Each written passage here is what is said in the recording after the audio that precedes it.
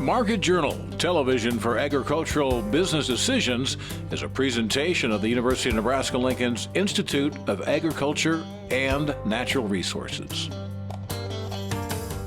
Promotional support is provided by the Nebraska Farmer Magazine.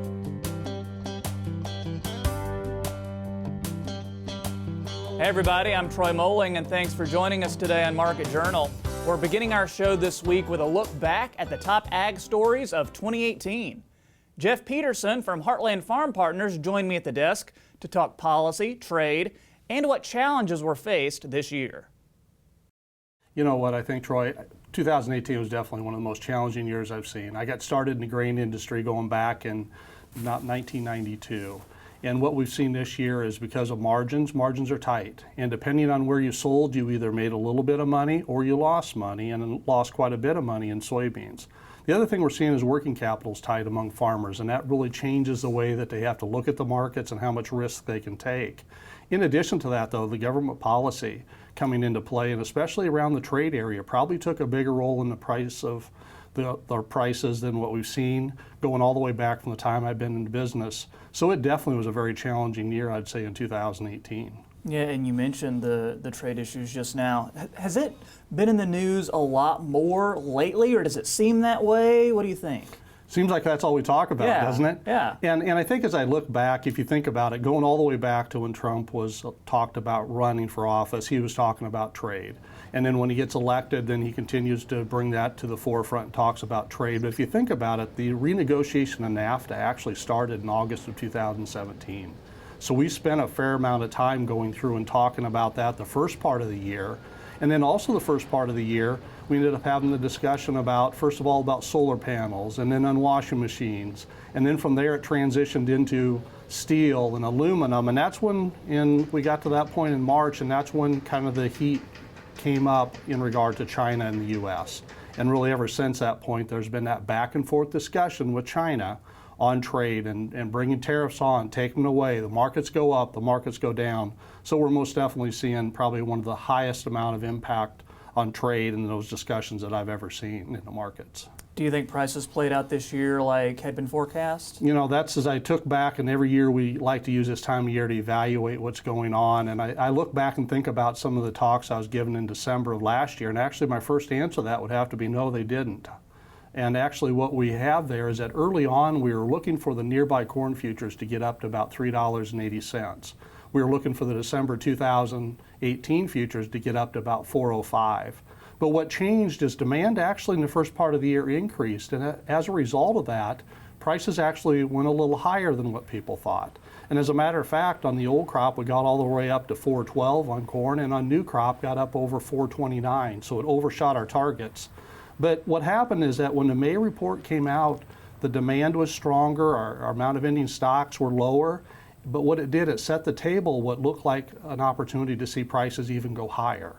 Gotcha. So do you think there's anything producers or people in the industry learned this year that's going to be helpful in the future? I think this year is full of lessons, a lot of great lessons, because depending on when you sold this year, depends on whether you made money or lost money, depends on whether it's going to be a great conversation with your lender or really a hard one. So I think the first thing that we learned is the fact we really have to look at our break-evens. And we can't be afraid to go ahead and sell when we have prices above break-evens, because even as low as prices are right now for soybeans, there was a point in time we could have been selling at a profit. We also have to expect the unexpected. And I know that sounds like a cliche, but ultimately there's going to be things that's going to impact our market now and going forward that we haven't even thought about or talked about. So we have to be prepared to look at those conditions often and really study those. And what that really means is that we have to have a marketing plan that has flexibility. And what the flexibility looks like is the ability to go ahead and make sales, the confidence to be able to make those sales, but to know that if conditions change down the road, you either know how you're going to defend those sales or you know what actions you're going to take to still try to be able to get better prices. All right, so let's have you get your crystal ball out. What do you see as the top stories people are going to be talking about in 2019? Yeah, 2019, I think it's going to be a really interesting year. I think we've got really kind of the tale of two crops, so let's start off there first. We've got a corn crop that actually has a fairly favorable outlook on price. Even though we saw USDA in their last report that came out talk about much bigger stocks in the world, I think we still have some favorable prices overall there. But then we flip the coin and we look at soybeans, and everybody's going, how am I going to make money in soybeans? Yeah. So there's going to be a lot of talk about that. I think there's also going to be a lot of discussion about acres. What are acres going to do? Are we going to see more acres? Are we going to see less acres in corn? What's going to switch? Or what's wheat acres going to do? And our calculations actually would say that we probably need to see about 4 million acres swing over to corn from soybeans just to go ahead and kind of keep our ending stocks comparable.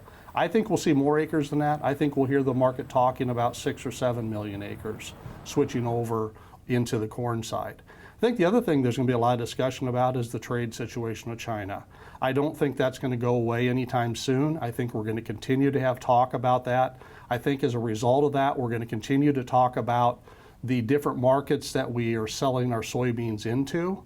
And ultimately, whether it's surprisingly, think about this, so far this year, from September through November, the biggest buyer's been Argentina, which is typically one of our biggest competitors. So as we look into 2019, it's going to be the markets that we're selling to, the names that we weren't used to.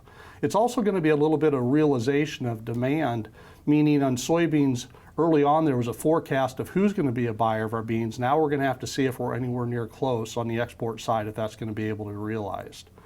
Over on the energy side, with the big pullback we've seen on energy, I think there's going to be a lot of discussion about ethanol. And I think the discussion on ethanol is going to be around, what about E15? Are we going to move forward with that? What about these waivers that we've got on the mandated requirements? Are we going to be able to do something with that to be able to have more demand? So I think it's going to be an exciting 2019, Troy. Thanks, Jeff. University of Missouri Extension's Dr. Scott Brown joins me next week. Now, last week we showed you part one of our interview with Nebraska Farm Bureau President Steve Nelson. This week we finish our conversation where we discuss how he became leader of the organization and what he thinks makes farming in Nebraska so special. Well, I'm the elected leader of the organization here in Nebraska. We have a board of directors made up of 12 people who are all farmers and ranchers. You have to be a farmer rancher to be on our board of directors, and I am also a full-time farmer and rancher, although I spend a lot of time doing my job as the leader, the president of Nebraska Farm Bureau, and have the support of my son Scott and his family who keep the farm going when I'm not there, and I really couldn't do this without them. It's always important to say that. And I think it's also important for people who don't know how Farm Bureau works. We're very much a grassroots organization. In Nebraska, we have 85 county farm bureaus, 85 organized county farm bureaus. Now we have a few counties who go together, so 2 counties are together. We have members in all 93 counties in the state of Nebraska, so if there's not an organized county farm bureau in your county, you can be a member of a neighboring county. So we have members in every county in the state of Nebraska, and we have our members represent really everything that we grow and produce in the state of Nebraska. So we're a general farm organization. We have to balance the needs of people in the livestock part of the industry, or in the grain part of the industry, in the organic part of the industry. So as we come together to develop policy, and this again is a very grassroots process where farmer and rancher members from each county come together and talk about issues that are important to them, issues that are important to their families and to the future of their farms and ranches. Those are active farmers as well. They form policy at the county level, then we discuss that, and those policies that pass at the state level become our state policy. And then issues related to national affairs then go on to the American Farm Bureau annual meeting, where delegates from each of the 50 states and Puerto Rico come together to pass the policy that we work on for our members at the national level as well. Definitely. Okay, so born and raised in Nebraska, been farming and ranching in Nebraska, yes? Yes. So what makes farming and agriculture in Nebraska so special? Well, and again, I think a lot of people in my position might say something similar to this, but for me, There's probably two things, but the most important thing is really to be able to continue to be able to be successful as we move into the future. I'm the 5th generation on our farm. My mother still lives on the homestead where my great-great-grandfather came, and my son lives where my great-grandfather lived. So that history is very important to us, that tradition is very important to us, but that would be a very similar story for lots of people. So if my grandchildren decide to farm, and they're fairly young right now, they would represent the 7th generation farming in our area, and I would like them to have that opportunity. So a lot of the reason that I'm doing what I'm doing is to make sure that we have a great future for young people in agriculture, and I really think that we do. There's huge opportunities today, but we need to make sure that those opportunities are there well into the future. And then the second thing that I think that it's important, and I think it's something that we're less likely to think about. I think a lot of people farm because they like farming. I love farming, and when I was in college, all I wanted to do was farm. And I never thought that I would be sitting here talking to you like this or be president of Nebraska Farm Bureau. What I wanted to do was farm, and I still love farming and want to farm. I don't think most of us that farm and love farming understand the importance of what we do. We grow food for people around the world, and today farmers and ranchers grow food for more people than they've ever provided for before. If you go back to when Farm Bureau was first started in the early 1900s, farmers were primarily feeding their own families, and at that time maybe feeding 10 or 15 other people besides their family. People in the community. Yes. So today the statistics are somewhere around 150, 165, somewhere in there that the average farm or ranch feeds, and of course this is all in averages, and people understand that. But then if you think about the fact too that in Nebraska farms are about 2.5 times the size of the average farm in the country, it is really understated, I think, how important what we do here in agriculture is as far as it relates to feeding people in the world. So I always tell folks when I talk that you have to remember that what we're doing is just very, very important, and that we like to do it. We need to have some profit in that because we can't continue to do that if we don't have some profit. But we are doing a very, very important thing, and so those are really the reasons why I'm involved like I am. And you mentioned your farming operation. I'd like to hear a little bit more about it. So we're in south central Nebraska, about 20 miles straight south of Kearney, and we farm mostly in Kearney County, a little bit in Franklin and Phelps County. It's very highly irrigated area. Almost all of what we farm is irrigated. On our farm, we grow corn, soybeans, and we also grow some hybrid seed corn. Most of the corn and soybeans that we grow go towards animal feed, so it's a step in that process of again feeding people around the world, providing the food that is needed around the world.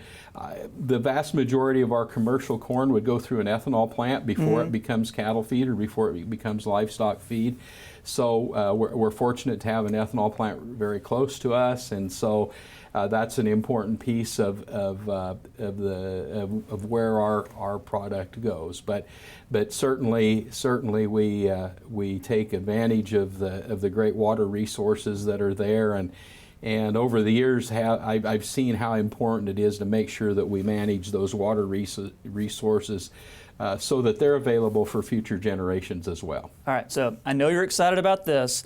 Nebraska Farm Bureau getting into the insurance game. Yeah. So tell us how all that came about and what you'd like our viewers to know about it. Sure. Well, we recently announced a new health care program for farmers and ranchers and for members who are in the associated agribusiness areas as well. I think everyone knows that we've had increasing costs in health care, and the availability of health care, particularly for those who are in the individual marketplace, has become less and less attainable. There's been less choices there, and the costs have been higher. deductibles have been higher, and so we've been looking for ways to help our members, our farmers and ranchers particularly, find more choices to be able to save some money. So we've been able to put together a consortium and partner with Medica to provide health insurance to farmers and ranchers who would be the main part of the initial pool. We're expecting, and we've seen initially, some savings in the 20 to 25% range for some very good health care coverage. At this point, those who are in the related farm supply type businesses that contribute to agriculture, our program doesn't have as high of discounts for those because we don't have the pool that we need yet. We're hoping as we move forward in the future that we can provide increased savings for them as well.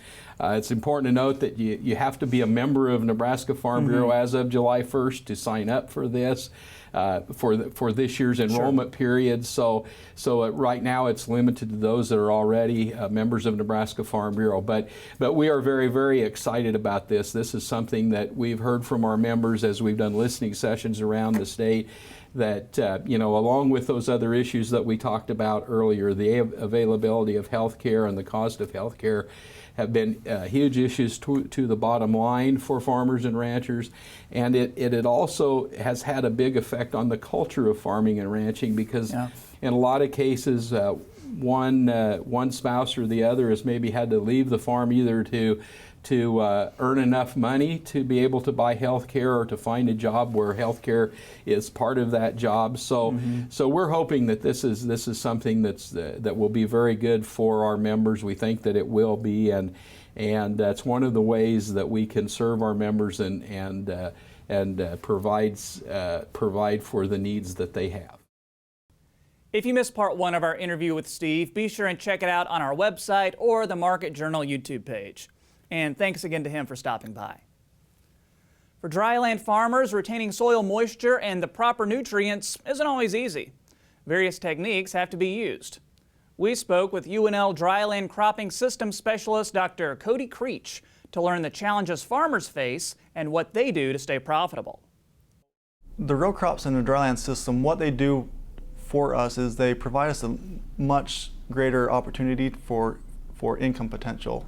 There's a lot more value there with those row crops, specifically corn, a sunflower, and some folks have started to look at soybean out west.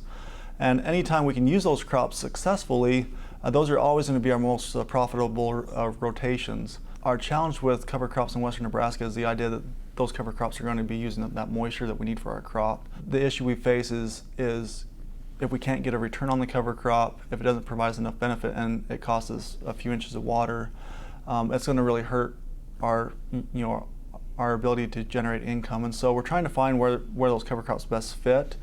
The idea is that most likely they're going to best fit if we can find a way to get some type of value off of them, whether that's grazing them part of the time or using a crop instead of like a cereal rye, using a wheat serves more or less as a cover crop where it overwinters when most fields are bare, and so using those winter crops to serve as cover crops and still allow us to harvest them, we get some of those same benefits. First thing we learned from that Dust Bowl era was that intense tillage when combined with drought is a bad recipe, and so Charlie Fenster championed that idea of residue management, and the more residue we can get on the soil surface, the better off we are to protect that soil from erosion and to conserve soil moisture. And so what we're trying to do is keep as much residue on the surface as we can, and that helps to increase the amount of water that we're able to keep in that soil. As we diversify what we're doing, that actually mitigates a lot of our risk, and that might be risk from diseases or pests, weeds, whatever they are. It also helps mitigate things in the market. If wheat prices crash and we're a wheat fallow farmer, we don't have anything else to fall back on, and so that diversification helps us be more resilient in profitability and sustainability, especially as we have other crops to market. This past year is a good example where we had low prices in corn and wheat, but producers that had field peas or chickpeas, those were actually did quite well last year because of the droughts that were up north and in the Dakotas and into Canada. So having those different crops in our system helps us to weather those, low prices or pest issues. The diversification kind of goes with not only the crops as far as different crops, but it's also the idea of getting outside of traditional cereal crops and looking at forage crops. That could be also the inclusion of cattle and grazing or haying those forage crops.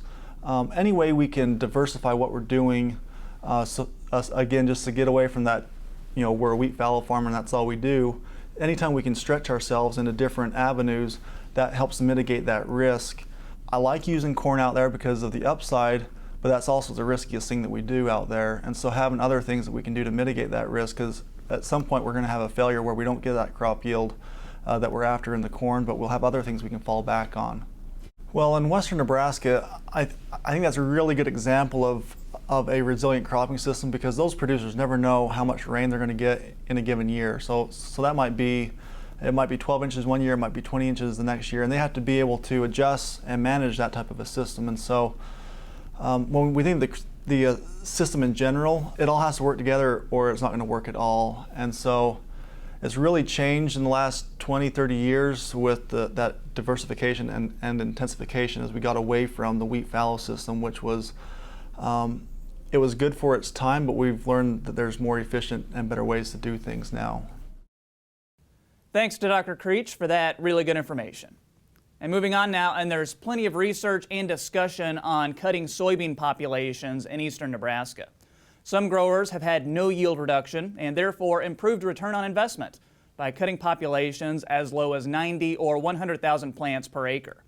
But for Jimmy Frederick, who farms in Richardson County in southeast Nebraska, that number sometimes goes even lower. In October, he set a new dryland record when he harvested 138 bushel per acre soybeans. And what's most surprising is the planting population on this record-setting field, 50,000 plants per acre. Read about Frederick's strategies in the December Nebraska Farmer. And it's time for weather, and just like any year, Nebraska weather in 2018 was a mixed bag of sunshine, rain, snow, and severe weather. And it's those days that will stick out in your mind whether you follow the weather or simply experience it. Nebraska Climate Director Dr. Martha Shulski is in both categories. She stopped by to share what made this year unique.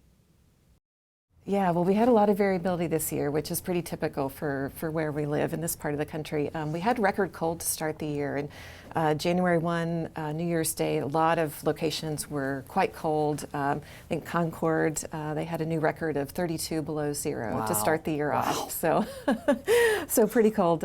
We had a blizzard the third week of January, so it was cold and snowy as well. And another thing that sticks out is April was second coldest on record for the state of Nebraska. We were running 8 to 10 degrees Fahrenheit below normal for the whole month, which is pretty significant. So a really cool April. We had a blizzard that happened around mid-month that dropped a couple of feet of snow in, I believe, central portions of Nebraska, and that's during calving season. And so there were some impacts around the state in terms of calving.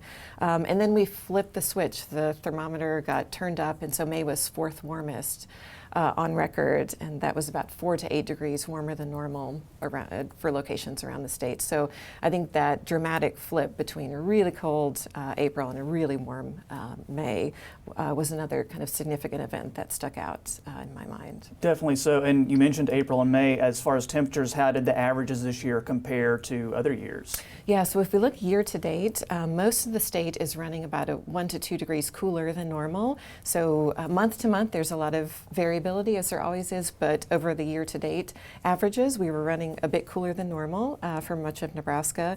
And if we look at precipitation, a lot of the state is running in a surplus, 5 to 10 inches wetter than normal for portions of the state, but there are some pockets still of dryness in portions of eastern Nebraska, southeast, and in the Panhandle. There's still some areas that are running a deficit, and that goes back 2 and even 3 years, those trends in precipitation. There's wet areas, but there's also some pockets of dry areas as well. And severe weather, what stood out to you this year?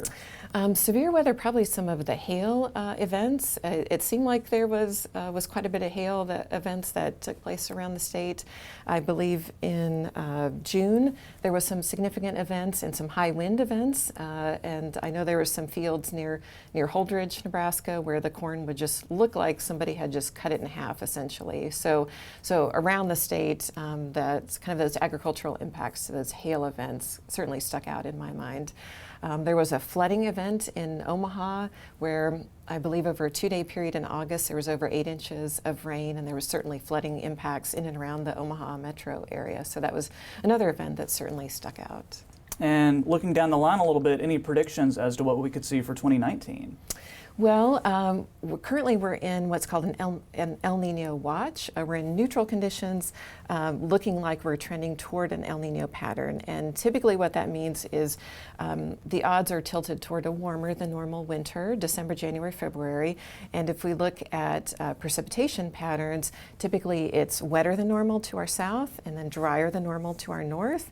And unfortunately, Nebraska lies in a zone where there's not a lot of confidence in terms of, or there's not a significant direction that we may go. Sure, either way, yeah. Either way, and it's expected to be a weak El Nino, so there are probably other signals, other things going on in the atmosphere that could act to push our temperature and precipitation in a different direction. But overall, we could expect warmer than normal for the 3-month period, but that's not to say that we won't get cold. It'll still be winter. We'll have variability, and we'll have some cold weather.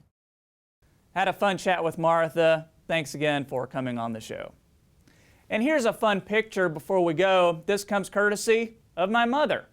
People always say she's outstanding in her field. Well, here she is, out standing in her field. This is part of 26 acres that remains in the family. It was owned by her parents, my grandparents, and they raised corn, cotton, and soybeans. It's in McNairy County, Tennessee, which is right on the Mississippi line. My mom rents it out to a local farmer, and she was able to get this photo before harvest time. My mom has also just celebrated a birthday, so happy birthday to her. I'll see you around Christmas. That's going to do it for today's show. We hope to see you right back here next time. Until then, I'm Troy Moling. Thanks for watching. Join Market Journal online at marketjournal.unl.edu. You can also follow us on Twitter, Instagram, and Facebook. Promotional support is provided by the Nebraska Farmer Magazine. Market Journal is produced by the University of Nebraska-Lincoln's Institute of Agriculture and Natural Resources.